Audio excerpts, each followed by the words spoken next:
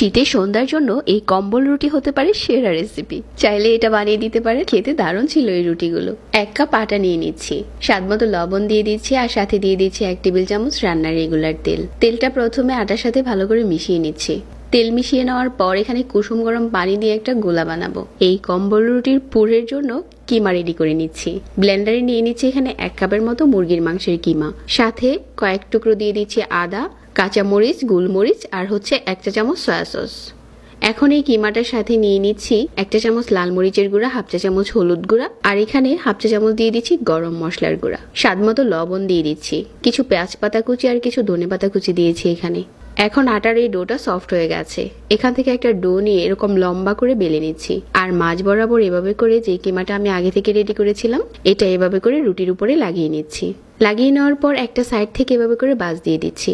আর রুটিটা কিন্তু যতটা সম্ভব পাতলা করে বেলতে হবে, তাহলে এটা তাড়াতাড়ি কুক হয়ে যাবে। তো এভাবে করে মুড়িয়ে নিচ্ছি, অনেকটা কম্বলের মতো ভাঁজ দিয়ে নিচ্ছি। এখন মিডিয়াম আঁচে তাওয়াটা গরম করে তাওয়ার উপরে দিয়ে দিলাম, আর তেল ছাড়াই প্রথমে এপাশ ওপাশ কুক করে নিচ্ছি। কিছুক্ষণ হয়ে যাওয়ার পর এখানে তেল দিয়ে দিচ্ছি। তেলটা একটু পরে দিলে এটা ফুলে ওঠে। তো এভাবে করে বেশ কিছুক্ষণ উল্টে পাল্টে এটা ভেজে নিয়েছি। এখন চলুন মাঝ বরাবর কেটে শেয়ার করি। ভিতরে কিন্তু অনেকগুলো পরত হয়েছে, দেখতে একেবারে কম্বলের মতোই লাগবে।